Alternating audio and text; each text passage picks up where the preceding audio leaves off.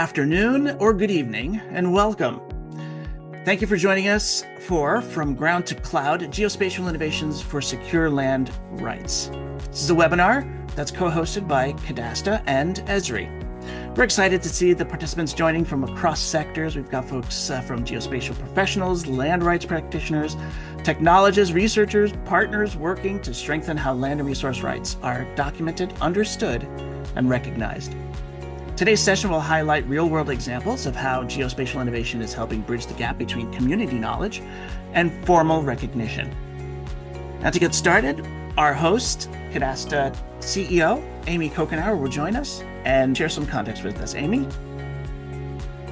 Thank you, John. Good morning, good afternoon, good evening, everyone. It's such a pleasure to see you here and a pleasure to welcome you all to our webinar today. We'll look forward to seeing everyone in the chat and seeing your names and welcoming you here today. My name is Amy Kokenauer Betancourt. I'm the CEO of Cadasta Foundation. As John said, one of the co-organizers of this webinar, along with our technology partner, Esri. Cadasta Foundation is a nonprofit organization established in 2015, whose mission is to equip partners with mapping technology, data systems, and training to help communities secure land rights and improve livelihoods and climate resilience. The question Cadasta set out to answer 10 years ago is, how do we provide accessible access to high-quality technology tools, training, and support that communities need to map, document, and secure land rights at scale? Over the last decade, we've answered that question, working with over 110 partners across Africa, Asia, and Latin America to support bottom-up approaches to land administration that lead to recognition of rights and more inclusive land governance. Collectively, with our support, our partners have documented and strengthened the rights of over 7 million people living in 7,000 communities on 31 million hectares of land, which is the approximate size of Germany. Many of you on this call are also working around the world alongside communities, governments, NGOs, and other practitioners to strengthen land governance and land systems. What all of you understand is the need to address the challenge of data gaps in our sector and the need to turn local land knowledge into trusted, actionable data to strengthen land tenure, address climate change, and support thriving communities. Today, my colleagues from Cadasta and Esri will share case studies and technologies that demonstrate how diverse sources of information from local communities all the way up to national land information systems can be integrated into modern geospatial systems that support participatory mapping, transparent land data, and better decision-making. Moderating our session today is Tim Fella, Sales Manager of Geospatial Authorities at Esri, Inc. Tim has been with Esri about a decade, where he manages international business in support of national mapping, official statistics, and land administration. Before joining Esri, he handled business development and consulting at Indefor North America. He also spent 10 years working with the Millennium Challenge Corporation and USAID, leading land reform initiatives across more than 20 countries. Tim has also been a longtime friend and supporter of Cadasta throughout our 10-year history. And I'm delighted, Tim, to have you with us today, along with our other colleagues. Another welcome to all of you who have joined us today, and I hand it over to you, Tim. Thank you. Perfect. Thank you, Amy. It's a pleasure to be here today to help moderate the webinar.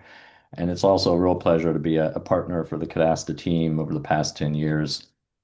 As Amy alluded to, I will be moderating today's webinar, but I'll be supported by a number of presenters from both the Cadasta team as well as the Esri team this morning. So the purpose of today's webinar is to showcase the importance as well as the scalability and flexibility of geospatial technologies as it relates to securing land rights from the local level to the national level. Secure land rights are critical to protecting community identities, cultural practices, and livelihoods, but also for incentivizing sustainable land use, investing in properties, and for local communities and governments to make informed planning decisions. For this reason, land rights data is foundational to many economic, social, and environmental objectives. and therefore the technologies and the systems used to collect and manage this data need to be reliable, secure, scalable, and fit for purpose. Through the case studies presented today, you'll see how geospatial technologies are being applied along a continuum of maturity. Cadasta will share how they are using geospatial tools for bottom-up participatory mapping of community land rights and advocating for their recognition in formal cadastral systems. Whereas Esri will discuss how they are using some of the same tools and technology, but with statutory cadastral organizations. Although the challenges and approaches may be different along the continuum of maturity, the steel thread through the different use cases will be the use of a common geospatial platform and the ultimate outcomes, which is secure and trusted land rights information. So with this scene setting, I'd like to now introduce the organizations sponsoring the webinar. So we have the Cadasta organization, who Amy has already presented, as well as Esri, which is the global market leader in GIS software, location intelligence and mapping, and by using a geographic approach to problem solving brought to life by modern enterprise-grade GIS technology, Esri is committed to using science and technology to build a sustainable world. So at this point, what I'd like to do is introduce our speakers. So we'll have Katie Pickett, who's the project manager and advisor from Esri. We'll also be joined by Carolina Reynoso Peters from Cadasta Foundation. We'll have Jill Urban Carr, who's a senior land administration expert from Esri. We'll also be joined by Ricardo Espinosa, who is a GIS program specialist from Cadasta. And then we have Lauren Volker, who's a solution engineer from Esri, and Marcelo Landavar from the Cadasta Foundation. To further set the context, billions of people around the world still lack secure and legally recognized land and resource rights. And when large segments of the population remain undocumented, it not only hurts these communities, but also presents a significant information gap for government and creates a challenge for the delivery of services that might normally be provided. We also know that climate and land use pressures are amplifying these risks, putting and should be creating a sense of urgency to take action. Cadasta and Esri believe that the use of flexible and fit-for-purpose technologies can help bridge the tenure gap, and we will showcase some examples of how this is being done around the world today.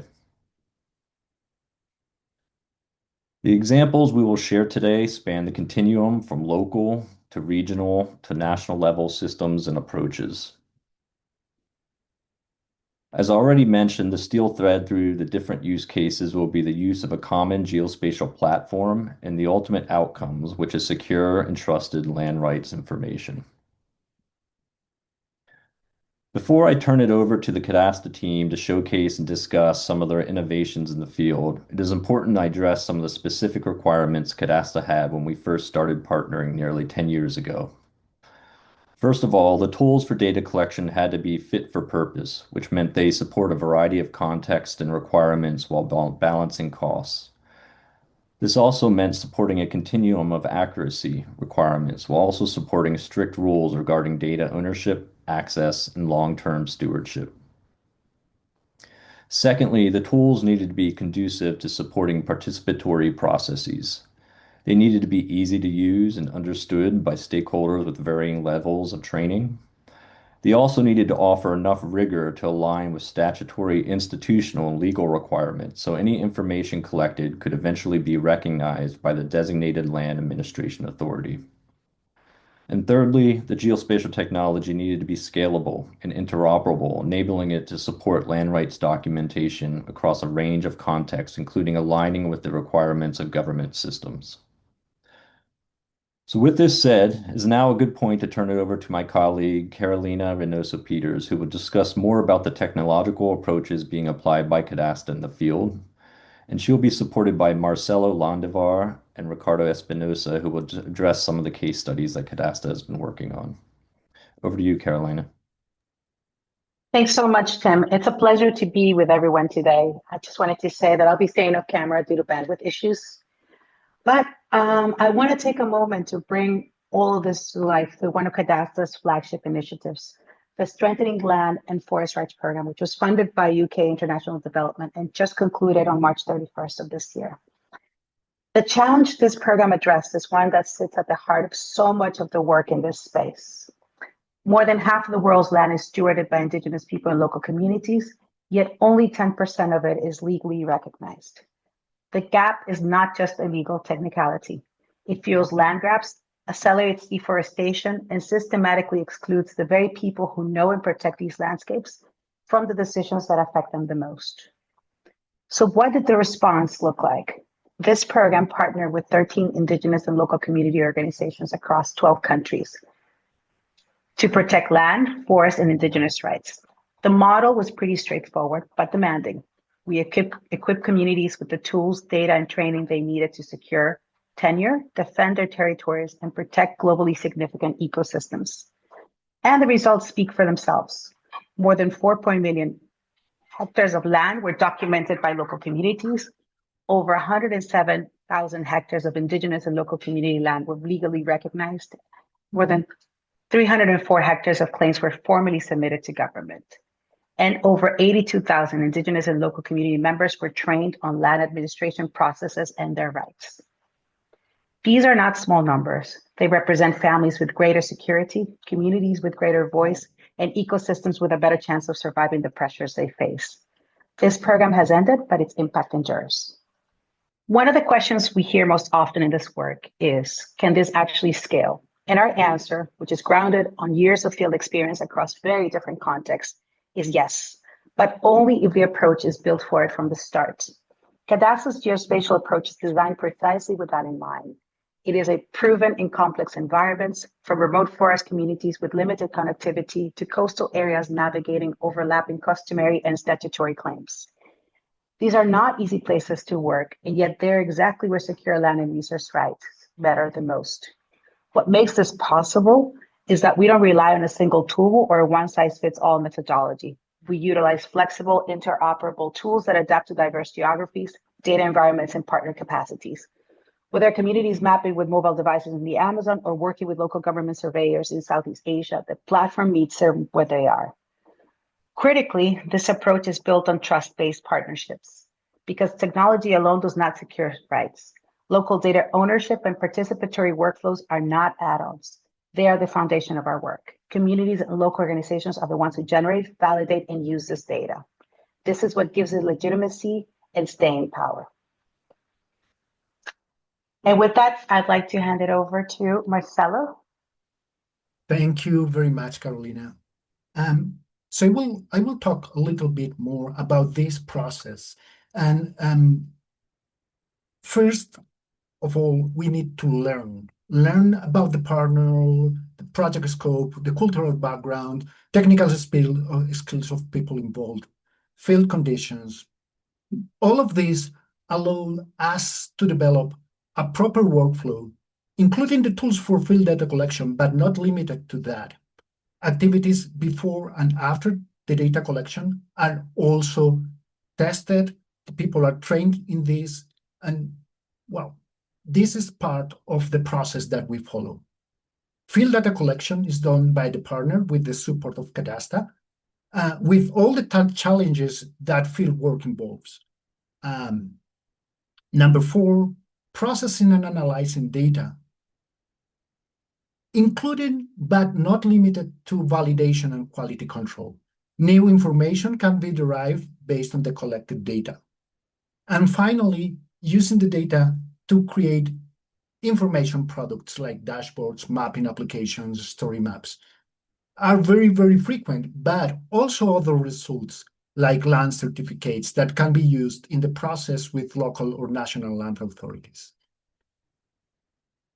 In the video, in the demo, we will see 3 main parts that I want to highlight. One is related with translation. Translation is something that we need many, many times to different languages. We will see something about that. Using the data sometimes needs easy to read instead of traditional ways of seeing the data.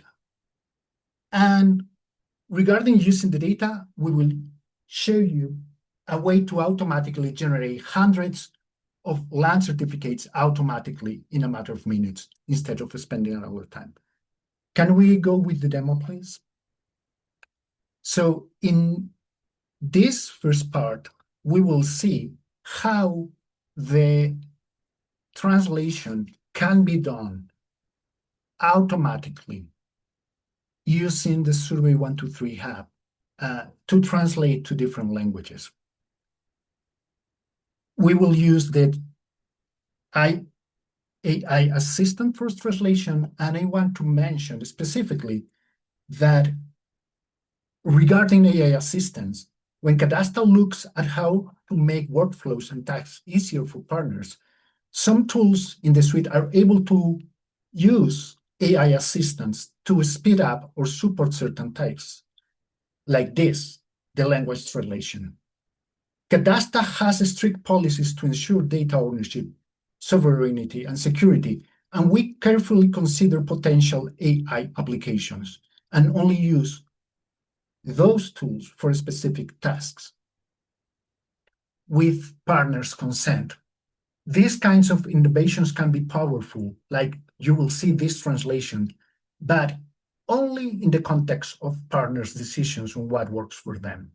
So this AI assistant allows us to translate to different languages in a matter of, let's say, seconds, not more than 10 minutes. So you can later refine and test. How the end user will see this is very easy as well. So essentially, here we can refine the translation. Everything is translated, not only the questions, but also the options or the comments or the hints that you created there. When the end user is collecting the data, while they are collecting the data, they can use the top left option to switch the language before the survey starts or during the survey. So it's easy to verify one specific question to review the language in different options. Number two, I want to highlight this easy to read paragraph. We want to have an easy to read paragraph. As you can see, we have a lot of information, a lot of data collected, a lot of attributes collected. So we will create a pop-up that makes those more than 20 fields easy to read in a paragraph. Here we're using as well an AI assistant to help us to create this easy to read paragraph. This is not accessing the data to use it for other things. It is helping us to create a script to generate this paragraph.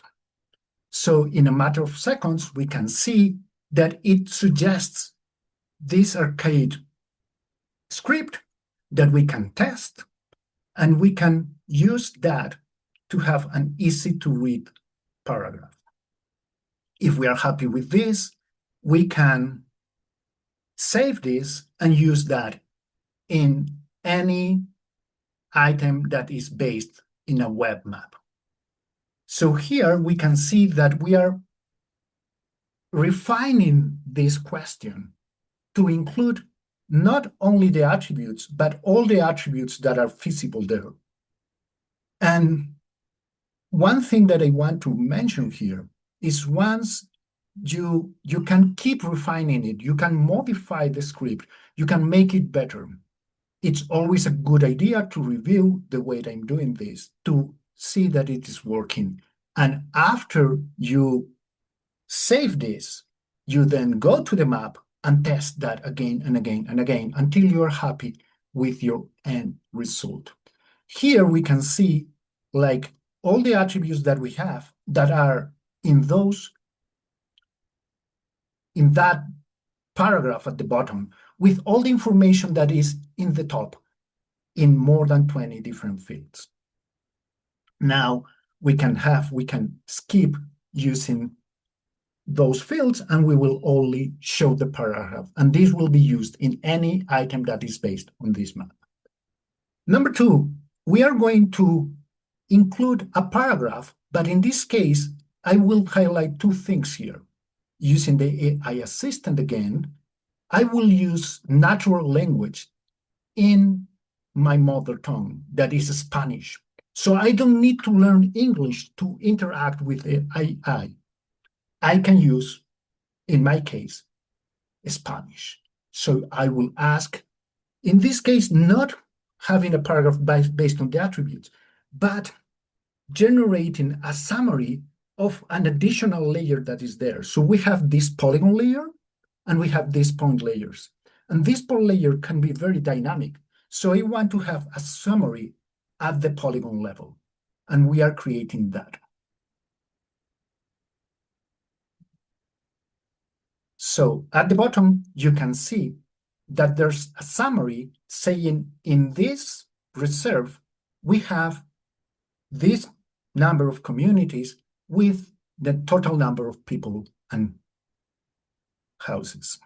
Number three, this is related with massive generation of plot certificates, of land certificates that can be used later to follow the process for legal tenure or with national or local authorities. As you can see, we have hundreds, more than 600 parcels here. And I want to generate those certificates automatically. It's not only the map, but some attributes related with that polygon or related with records related with that polygon, and also the vertices and other geographic information that the authority needs to have in a specific way. Sometimes the parcels are bigger and doesn't fit an A4. So we can use the next size that is allowed, that is an A3. And then we can print, essentially they are very similar, but different sizes. Again, we have geographic information, but we also have attributes and vertices there. There are some specific needs that the authority is asking for. For example, they don't want to have those grid lines inside the plot. So we made some tricks, and they want to have all the annotations outside the parcel. So we made some tricks to make that happen. We can print these plots massively for all of them. We will print only 4, but you can print all of them in a matter of minutes. I will create a file for every plot so we can review them later. I'm generating 4 PDFs here that we can review in a standard software like any PDF reader. Let's see how they look.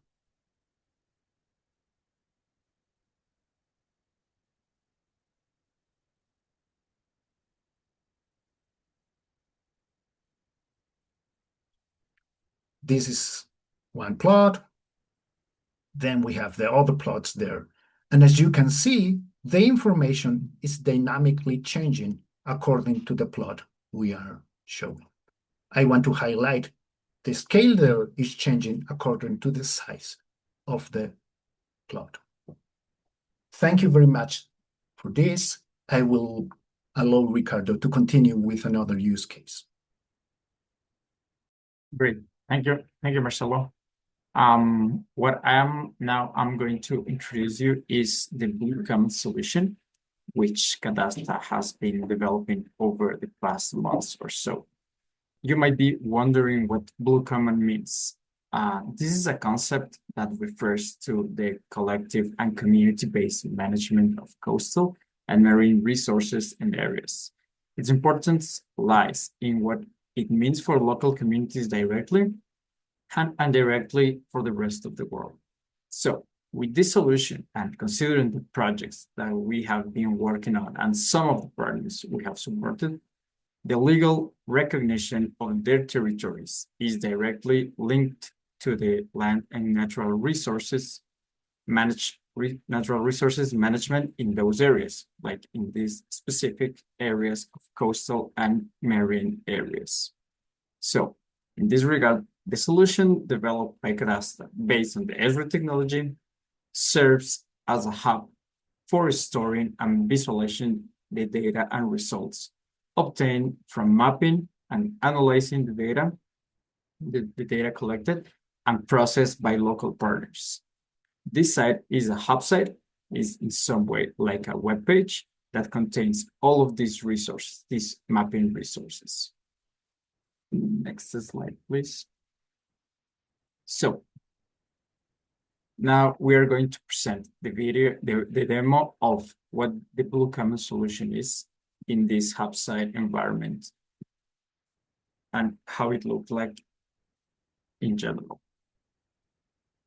So, like I said, this hub site is in some way like a web page. And once we log in, the home page displays a brief description, the first page, a brief description of the solution and the data collection forms that fit the hub site and some graphic and statistics in a general way, explaining the results of some of the analyzed parameters in this case. Now we are going to see the second tab that is called participatory mapping, and this second tab contains like a description of the area and the type of the information that will be collected using the forms that I just mentioned. In this case, we have three forms. The one that is to collect points, the other one to collect lines, and the other one to collect areas. What I'm going to explain you now is how to create like a draft or preliminary structure of a survey using the AI assistant Survey 123 web design. You write like a script, introducing and saying what kind of questions you want to collect, what kind of questions you want to have. This in some way like specifying the types of questions and types of information that you want to collect in this case. And the survey, it's going to generate like this draft, and then you can review it. If you are happy with with the draft that the AI is going to create you click the generate button, and you will be creating like this total editable survey that you can add and modify the questions. You can modify all the structure and the themes and everything inside here. So this is an easy way to create a survey, and it is important to say that it saves you a lot of time. In the bottom part of this tab, we have this in some way these thematic maps, so you can see the information that it has been collected, and it fits automatically and it updates automatically depending on how you collect the data.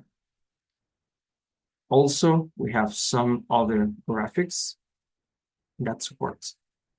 With this map, because it's a dynamic map, it's a web map based, you can change the base map, you can see the different layers, and you can explore all the options that you have in here with the information that has been collected. One thing important to say is that the system that I just mentioned is not using like the data itself of the survey. It's just to create the data.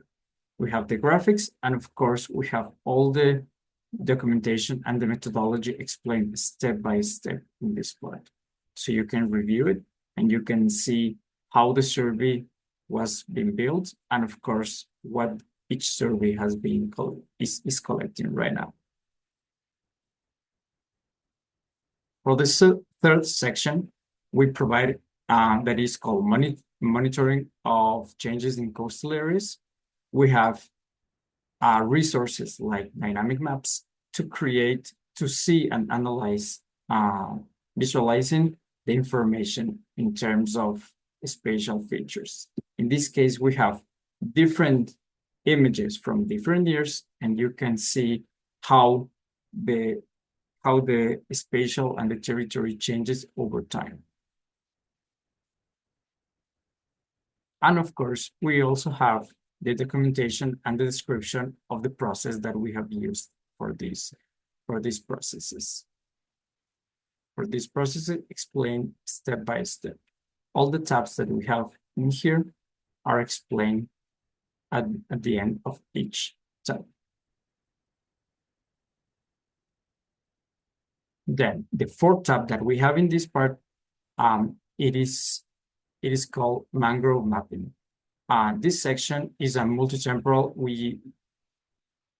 This area this tab is for the coastal. Is a coastal mapping for marine ecosystems, and also we have a web map that is fed with all the information that has been collected, and of course the map is linked with other layers that you have been analyzing and processing over the time. We also have all the explanation and the description of the processes in this part, step by step, so you can understand all the processes in here. And the last step, it is called mangrove mapping. That what we did for this part is using information, spatial information, but specifically we use a classification tool for process images over different years. So now I'm going to explain you this part of the process. And what we did is using ArcGIS Pro, we create a schema like it's showing right now. And what we do is teaching the software for taking samples of the images, so you can create these learning samples, these learning schemas, so you can apply in different images that can be used from different years. The idea of collecting these samples is to let the software learn how the images are visualized. So what we do is, and this process is a supervised process that I teach the software how to use all this information. And then once it is applied and set up all the parameters, you can use it with different images. And once it is processed, this part of the software, this part of the process and the images, you create these images in general, and you can see how the land has been changing over the time. You set up all the parameters, saving all the software, saving all the results and processes. And then you create this result. The importance of this result is that you create a vector layer that can be used to measure, to analyze, to process everything. So this schema can be applied for different images. And of course, at the end of this page, we have all the process, step by step, explaining everything related to this process, to this process, and to this analyzed information and data. So you can review it, and you can, of course, replicate it if you want.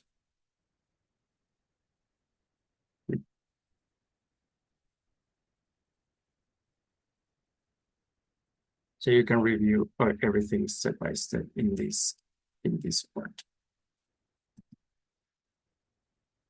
So, as you have seen, at Cadasta, we have been able to combine different ArcGIS tools and methodologies for data analysis and processing with the specific context of each project and local partners. So, as Marcelo mentioned before, we use everything We use the methodologies and the tools to learning about the projects and partners, and then starting developing all the workflows, collecting the data in the field, processing and analyzing, and creating the results. Everything in the same workflow, in the same way. Now, back to you, Carolina. Thank you, Marcelo and Ricardo, for those very insightful demonstrations. And as a wrap up for this section, I wanted to share 4 lessons that have shaped this work. First, training and skills development must be tailored. We meet partners where they are, assessing skills, training trainers, and configuring tools to feed their realities on the ground. Second, technology can be a powerful enabler of participation, bringing together youth, women, and elders in ways that foster intergenerational knowledge sharing and genuine community ownership. Third, data ownership, privacy, and sovereignty are non-negotiable. From data collection and management to analysis and storytelling, so that communities become authors of their own narrative, not just subjects of documentation. And fourth, ongoing support matters. Sustained technical assistance through our program cycle is what transforms short-term training into long-term capability. These lessons are not just reflections of the past, but they guide everything we build forward. And with that, I'd like to pass this over to the Esri team. Thank you. Thank you, Carolina, Marcelo, and Ricardo. That was excellent. I think it's important to acknowledge the huge impact that the Cadasta team has had over the past 10 years. As you saw with Carolina's opening, over 4.4 million hectares have been mapped and recorded over the past 10 years, which is quite impressive.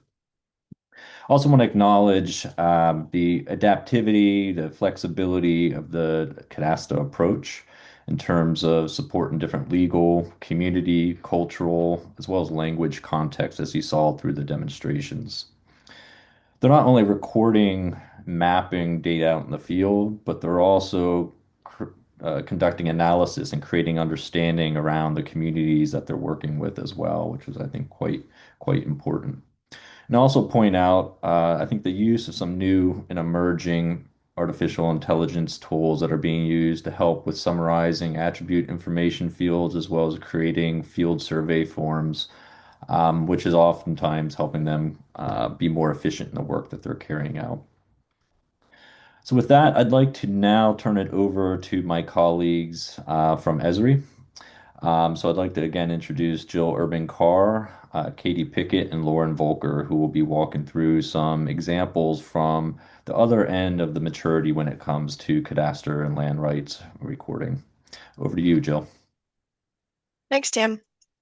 So as you said, Cadasta has shown how effective GIS is for community-based land rights initiatives.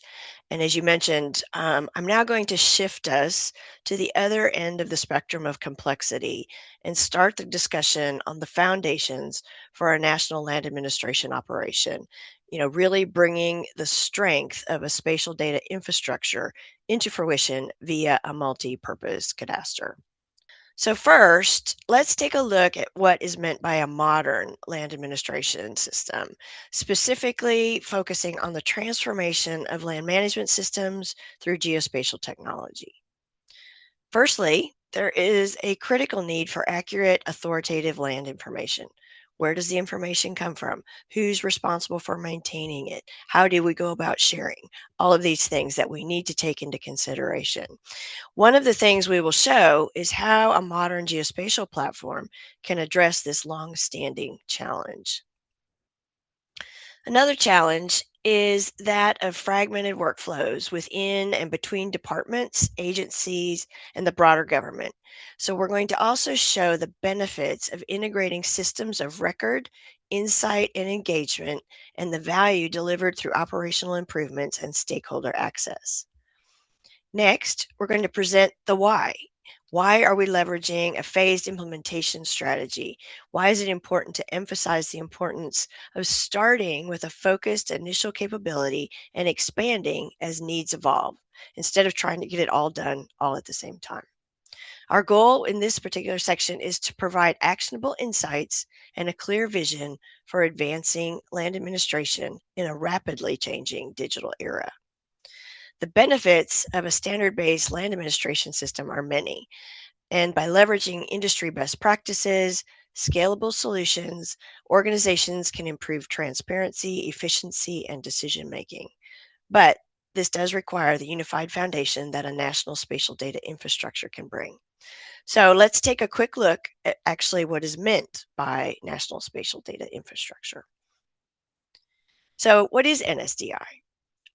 Simply put, it is a framework of technologies, policies, and institutional arrangement that facilitate and enable the creation, exchange, and use of geospatial data between sectors and stakeholders.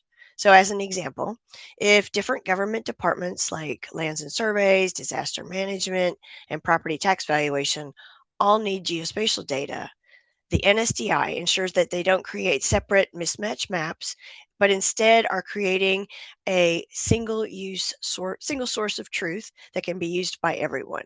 It's a shared and consistent system that's got alignment and it overlays with other data sets, again, bringing that single source of truth. The vision for evolving the national spatial data infrastructure is for the reuse of shared authoritative data. Really, they are to enable knowledge and solutions. This is important to land administration because it's bringing people together with easy-to-use tools and the curated data that they need to solve problems. Additionally, evidence shows that the more shared data is reused, the higher the return on investment. So that's my quick introduction on NSDI. I'm going to hand over to Katie for a deeper dive actually into the NSDI, and then she'll be followed by Lauren showing us an applied example demonstration. Over to you, Katie. Thank you so much, Jill. Across land and geospatial organizations, we consistently see similar challenges, but those challenges also represent real opportunities for change. Many processes today are still manual and outdated, which slows work and increases effort. By digitizing and automating workflows, organizations can improve efficiency and reliability almost immediately. We also see leaders spending too much time on day-to-day operational tasks. Streamlining processes allows leadership to reinforce and refocus on strategy, policy, and long-term outcomes. Another common issue is limited online access for stakeholders. This creates an opportunity to introduce self-service tools that improve transparency, accessibility, and customer experience. At the same time, fragmented data and a lack of standards highlight the need for stronger data governance and centralized authoritative information. Finally, overextended staff and aging systems reinforce the importance of modernization, investing in people, skills, and platforms that are fit for today's demands and tomorrow's growth. The platform-based phased modernization strategy approach centers on deploying a modern geospatial platform built on industry best practices. This platform integrates three core systems: the system of record, which maintains authoritative parcel and land data; the system of insight, which enables analytics for valuation and planning; and the system of engagement, which provides maps, apps, and self-service access for stakeholders. A modern geospatial platform can be configurable, secure, and scalable, allowing organizations to tailor it to their unique needs. By leveraging commercial off-the-shelf COTS technology and open standards, a modern platform will support cloud-based infrastructure and ensures interoperability across departments. The phased implementation strategy begins with a focused initial operating capability, or an IOC, building on a shared geospatial foundation and expanding incrementally as organizations need to grow. This approach enables rapid deployment, minimizes risk, and delivers immediate value while laying the groundwork for future enhancements. Modern land administration platforms deliver a range of core capabilities that drive operational and strategic value. The system of record ensures the integrity and accessibility of authoritative land and parcel data, supporting a wide range of applications in government and the private sector. The system of insight provides advanced analytics, enabling organizations to model data, perform valuation, and support planning decisions. The system of engagement fosters transparency and collaboration by offering maps, apps, and self-service portals for stakeholders. These capabilities collectively improve efficiency, reduce processing time, and enhance access to information. Spatial analytics strengthens decision-making, while open data and web services empower users across the organization and beyond. The impact is seen in better transparency, stronger stakeholder engagement, and the ability to adapt to evolving needs through scalable and configurable solutions. The path forward involves a phased implementation strategy that begins with establishing a solid geospatial foundation and deploying an initial operating capability, or an IOC. Organizations are encouraged to start with foundational apps, best practice data models, and workflows, migrating existing data into these solutions. Over time, the system can be extended through custom apps, advanced workflows, and integration with business systems. Key steps include building capacity building through training and hiring, launching data governance initiatives, and prioritizing modernization efforts. Incremental high-priority changes ensure scalability and sustainability, while ongoing stakeholder engagement and change management support adoption and long-term success. By aligning workflows, reducing manual efforts, and leveraging modern technology, organizations can future-proof their land administration strategy and achieve their aspirations for efficiency, transparency, and impact. In our first example, Sweden's Lantmäteriet is the national authority for mapping and land registration, with roots going back to the 17th century. That long history gives the agency a deep institutional role in how land information is managed and trusted across the country. Over time, Lantmäteriet has become a leader in digital transformation. The agency has moved well beyond paper records to fully digital land data and an enterprise-scale geospatial infrastructure that supports the operational and strategic needs. Today, Lantmäteriet manages authoritative land and property data that serves not only the government agencies, but also their private sector. Secure, reliable access to ownership and cadastral information underpins everything from land transactions to national planning. A key part of their success has been a strong focus on standards and interoperability. By embracing open data principles and aligning with national and European standards, Lantmäteriet ensures data can be shared, reused, and integrated across systems and organizations. Altogether, this positions Lantmäteriet as a strong example of how a national land authority can modernize while maintaining trust, accuracy, and long-term sustainability. In our next example, we have Dutch Cadastre. Cadaster's approach is centered on managing land information in a truly comprehensive way, bringing together legal, spatial, and administrative data into a single authoritative view of property. By integrating these different types of data, Cadastre produces trusted land and property information that supports everything from registration and transactions to planning and policy decisions. A key priority for the agency is data sharing and standardization. Cadastre actively promotes common standards to ensure land data can be easily exchanged and used across government agencies, as well as by private sector stakeholders. At the same time, Cadastre continues to invest in modernization and digital transformation. Through open data initiatives and digital services, the agency is improving transparency, expanding access, and delivering more efficient, user-focused services. Together, this comprehensive standards-based approach strengthens trust in land information while enabling innovation and more effective service delivery. Our last example is from Australia. Queensland's government is responsible for managing land registration, cadastral information, and natural resources allocation across a wide range of stakeholders, from government agencies to industry and the public. To support this complexity, the state relies on an enterprise GIS approach. Enterprise GIS enables efficient land transactions, supports analytics for planning and decision making, and provides broad access to public, land, and resource information. Queensland has made significant investments in modernization by digitizing records, integrating data across systems, and delivering self-service portals. The state has improved transparency while reducing manual effort and operational friction.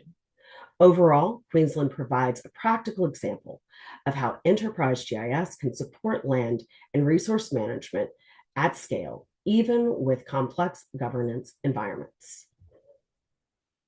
Across land and mapping agencies, a common foundation is the use of authoritative systems of records.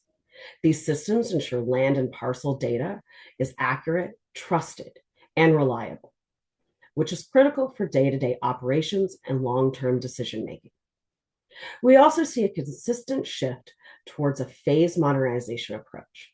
Rather than attempting large, high-risk transformations, agencies are tending to adopt enterprise geospatial platforms incrementally, allowing them to modernize as a manageable place where they are continuously improving their capabilities.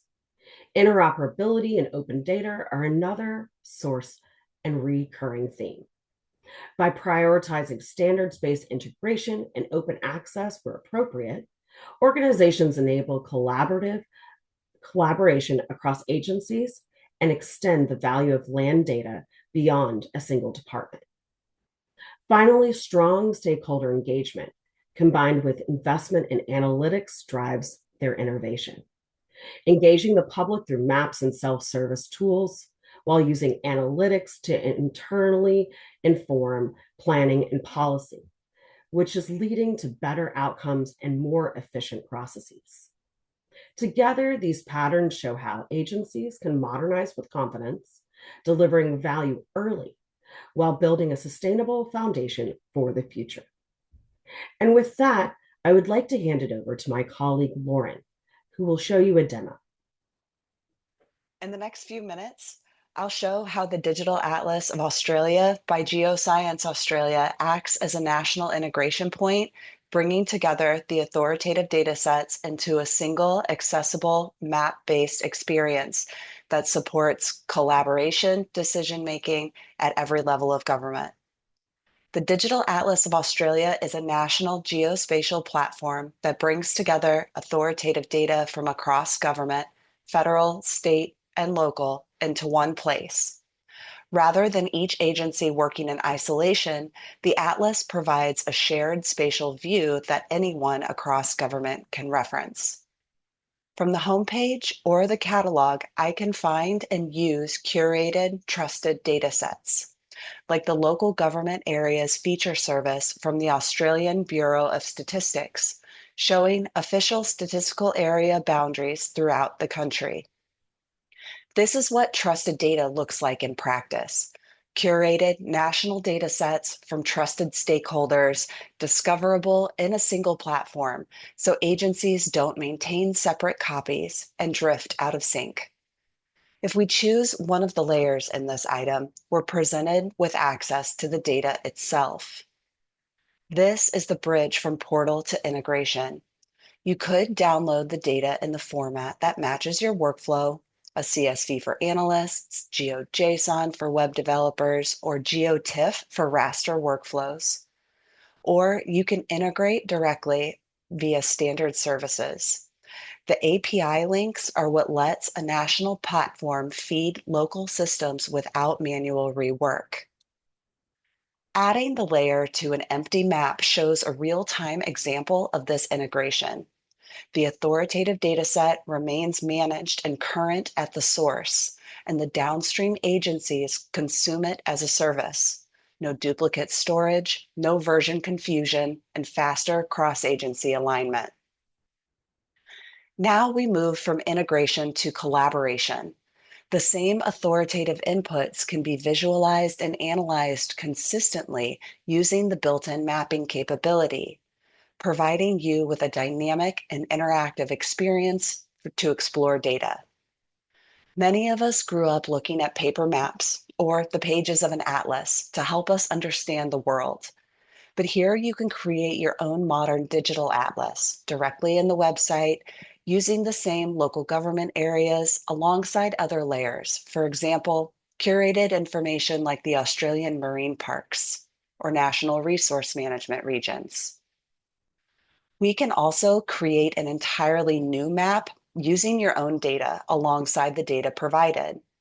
In this example, I've overlaid mangrove forest areas from Digital Earth Australia with the same local government statistical areas that we used in previous examples. Zooming in, we can see where these data sets intersect and even generate a map available to download and print. This is what enables place-based policy, programs, and services, multiple teams making decisions from the same location-enabled foundation. Sometimes a large barrier to collaboration is that the data is usually organized by who owns it, not how it's used.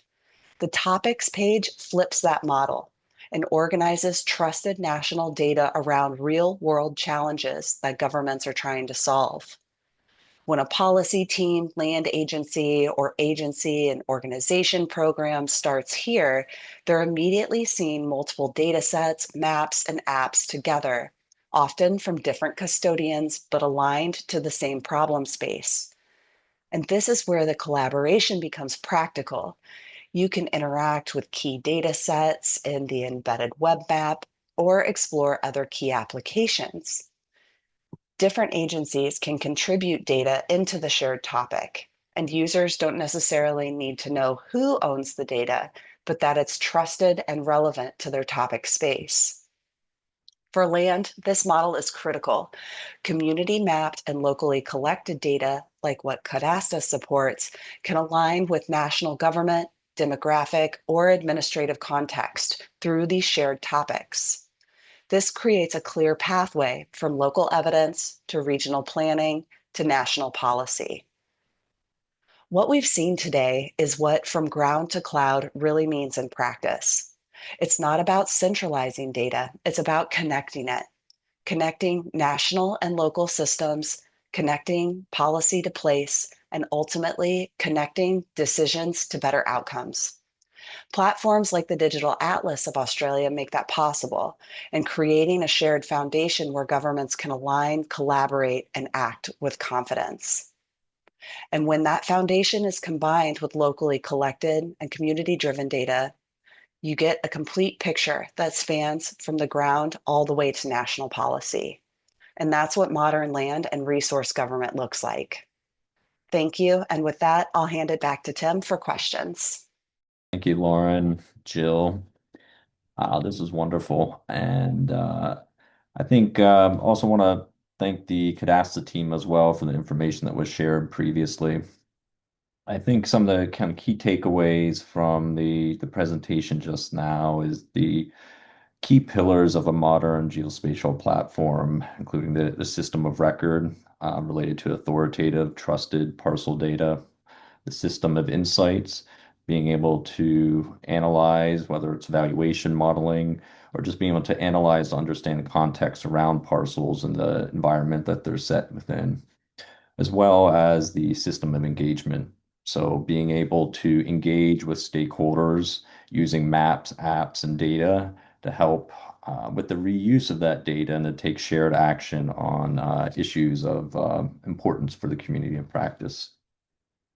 I think what we also see is that between the Cadasta presentation and the Esri presentation, those three systems that I just alluded to are present. When you talk about the Cadasta approach, they're placing a lot of emphasis on the authoritative nature of the data that they're collecting at the community level, making sure that there's buy-in, understanding with the communities that they're working with, similar to how it would be even in a statutory, more mature cadastral system. Similarly, when it comes to the system of insight, Marcelo and it's kind of laid out an example of around the Blue Commons where they were running analysis to understand more around the context on those coastal areas and be doing analysis on the imagery. Very similar to what Katie was alluding to with the system of insight and how it can be used for evaluation modeling. These are analysis tools that could be used to add additional context and understanding around parcels. And last, that system of engagement. There are also examples provided by the Cadasta team of how they're using modern web tools and geospatial tools to be able to communicate key information around the communities that they're working with and the data they're collecting, whether it's through story maps or different maps and apps that they're pushing out to their stakeholders and to the public.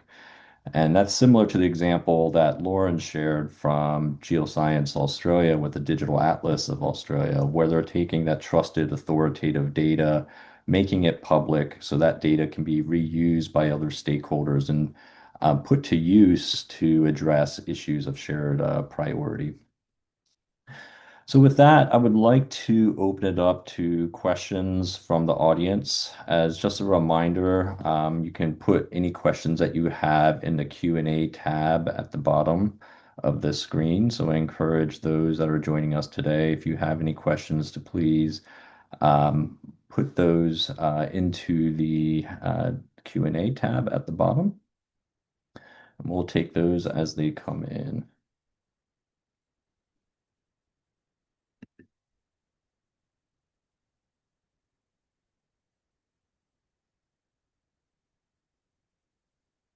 All right, so maybe the first question I will take is directed towards the Esri team. The question is about, are these tools being used for land administration in the global south as well? So maybe Jill, would you be interested in taking that question? Jill, I think you're on mute. I'm sorry to interrupt. Sorry. Thanks, Tim. Sorry about that. Thanks, Lauren. Yes, and I guess the answer is yes, we're definitely seeing it in the global south. What these tools do is really enable teams to come up to speed very quickly with the new technologies, the new tools, and apply them to their particular situation. And there's a lot of benefit, of course, to bring in new users as quickly as possible. Especially if you're working, on a community-based project or a broader national engagement. And so I think, we're seeing a lot of adoption, if you will, in some cases leveraging our web-based environments, and in others, of course, using the field data collection tools, et cetera. So it's definitely, I think, enabling a lot more users to come on board very quickly and use these tools. Great, thank you, Jill. The next question is directed towards the Cadasta team. So the question is, how does Cadasta work in places where there's little to no internet connectivity? Thank you, Tim. I will take this question. So Cadasta workflows are designed to work online, offline, or with low connectivity environments.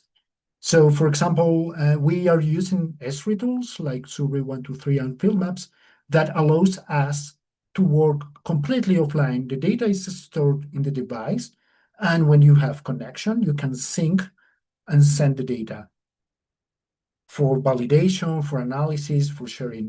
This allows communities to continue mapping and documenting even in remote areas. And this has a proven workflow that we have followed several times. Great, thank you from Marcelo. I might keep you on for the next question as well. So are there examples of countries where Cadasta has worked where community collected data has been accepted by governments to recognize those land rights?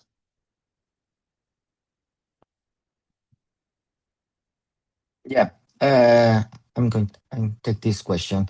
Yes, Tim. Well, Uganda is a good example where community collected data has contributed to the formal recognition of land rights. This data is used to apply for certificate of customary ownership to register a communal land association, the CLAs. This is a good use case that we have where community collect the data and the government recognize the rights. Great, thank you for that, Marco. Another question I think that is closely related is how do you protect community data that they don't want to share, for instance, with government that may have the statutory responsibility for recording and protecting that data? So that question goes to the Cadasta team. I can do the technical piece. From a technical point of view, we have 4 levels, and this is also in our agreement with the partner. So at some point, we allow the owner of the data to share it or keep it private. And in fact, we somehow restrict and want double confirmation before sharing it outside their team. So at some point, they can keep the information private, they can share the information with the group, or they can share the information broadly with everyone, even without a password. There are several levels there in between, but again, as I'm saying, from a technical point of view, the owner makes the decision. But we put an extra layer there that for public for any item to be publicly available, we ensure that we do an extra validation step just to avoid sharing information that they don't want to share. Great, thank you for that, Marcelo. Some questions for the Esri team have come in. So what are some of the strategic methods which land administration or national mapping agencies are using to grow their technical maturity? I don't know if Katie, if you want to take that question. Yeah, thank you, Tim. So it's multi-tiered, right? It has to do with having the data, right? So if there is data, maybe there's missing data, so you want to build your data. So you're increasing the amount of data that you either are collecting or managing, procuring, etc. And then you want to ensure that you have appropriate governance and an appropriate strategy as well behind not only procuring, managing, collecting said data, but also how are you using that data? How are you serving that data? How are you using it internally? Are you using it to serve out to the public? From agency to agency. So it's really about governance. And then ultimately, it's about strategy as well. So it comes down to an overall geospatial strategy that needs to be determined and agreed upon.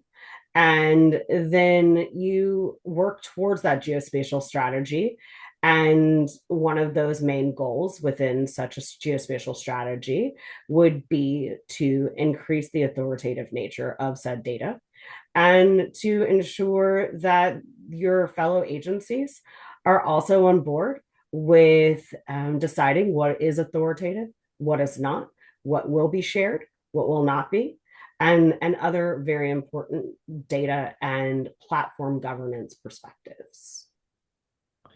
Thank you, Katie. And one other thing I would call out that you had mentioned in your presentation was the importance of standardization, standards and repeatable workflows that can help ensure the quality of the data that's coming in, ensuring that's repeatable workflows so you can trust the data and the integrity of that data at the end of the day. Absolutely. So, one other question, how can hub sites be used by organizations around the world to build their SDIs? I don't know if anyone from the Esri team wants to jump in to take that question. I can take that question. Thanks, Tim. And really, I think when it comes down to hub sites being used by organizations, really as the SDI, it serves as the public-facing access point, really that organizes all of the data, the services, the policies, the metadata, and allows the stakeholders to access that in one place, right? So really what we're thinking about here is enabling, that standards-based data discovery, the sharing, the metadata documentation, while we're allowing the data services to remain federated and managed by the authoritative source. Organizations don't lose ownership of their data through this. And I think that just adds on to, what has previously been discussed as a part of these questions is the importance of having that strong governance. And, it's important to manage those data catalogs, whether, the permissions are completely open or you need to kind of tighten some of those permissions down a little bit and, respect privacy of certain pieces of information. But it certainly helps to the hub site helps to be just really that public facing access point for coordinating agencies and sectors to help improve that trust and engage the users without requiring that centralized control. Great. Thank you, Lauren. Now we got two more questions that I'm actually going to address to both the Esri and Cadasta teams to address because I think it's pertinent to the work of both organizations. So the first one is around data privacy. Countries are tending towards localization of sensitive data, including parcel data. So how is this managed for data to stay in country as opposed to keeping it in the cloud? So this really comes down to questions of data sovereignty and how data sovereignty is being addressed in the context of both community-led land rights documentation as well as informal cadastral systems. So maybe I'll turn it over to my colleagues from Cadasta to first address this question. From a technical point of view, if they want to keep their data locally, we can help them with a local solution that allows them to store the data in the server they want to. So we are using ArcGIS technology though, and they can have pretty much the same look and feel that they have in ArcGIS Online using a local ArcGIS enterprise with everything on it. So yeah, essentially we can use any server that the partner wants to use. Thank you, Marcel. And I just want to emphasize that this is fully determined by the partner, and Cadasta is fully committed to data sovereignty, ownership, and privacy. We follow their lead. Thank you. Yeah, thank you for that addition, Carolina. And Tim, I'd like to add too, I think that it as it is determined, as Carolina has stated, by the partner or the customer, that it is really based on their own laws in their own country or their own needs and requirements as well. And you can look at it from the perspective of you can have an on-premise deployment. Perhaps it's ArcGIS Enterprise as an on-premise, non-cloud-based infrastructure and architecture.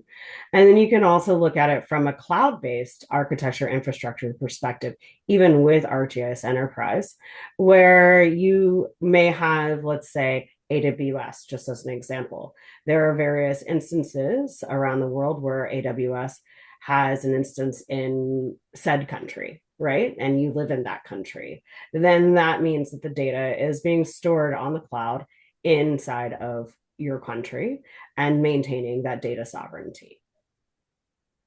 Thank you for that, Katie.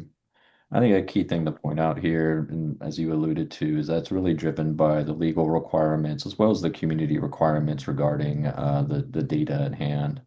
It can be supported through a variety of different deployment models, whether it's cloud-based or on servers in the country in question. So then there's various, I think, pros and cons to going in both directions, but at the end of the day, it really comes down to the requirements of the community of the country that we're working with. So just to end on the last question here, and again, this would be directed at both the Cadasta and the Esri teams, is how important is collaboration and trust in any of these innovations that we discussed today? And I will turn it over to the Cadasta team to start with responses. It's fundamental. Like I said in my earlier intervention, technology can only get us so far, and having that trust working relationship. I would like to add that, well, the collaboration and trust, is really, really essential, more than the technology at itself. Without trust, the partners, stakeholders won't share to or use the data. And with collaboration, solutions won't be adopted. When the systems are co-designed with the communities, institutions, the data is more credible, more useful, and it will help you to take more real decisions. Thank you, Carolina. Marco, anyone from the Esri team that care to share? Yeah, let me jump in here, Tim. I think that the collaboration and trust is very foundational, as Cadasta said, between the teams, right, from the external service providers to the government. But I would also say that it's really important to have trust and collaboration within the government. And it's often a very challenging component when you have different departments or agencies who maybe haven't historically collaborated or cooperated, but yet they need each other's data. And I think, helping build trust between those intra-agency teams is really critical. And I think that's where a lot of change management support can come in and really try to bring everyone together, break down traditional walls of, non-participation, between the teams. So I think that it is multi-pronged. It is certainly between the service providers or the companies working with the government, but I also think that working within the government between those teams is also really critical to bring sustained success to these projects. Very important nuance. Thank you for that, Jill. So in many ways that this wraps up the webinar today. I would like to just point out a couple, I think, takeaways from this last question. I'd like to just point out that technology at the end of the day is a critical tool. It's a tool that we use in our everyday lives now.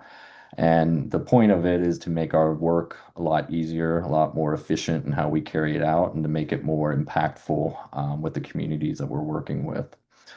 But the challenges that we're facing today are bigger than a single individual, community, government. So it requires really collaboration between a multiplicity of stakeholders to address issues such as land rights security. It's not a single organization or stakeholder that addresses issues of this nature. It really requires collaboration between government, communities, nonprofits, private sector.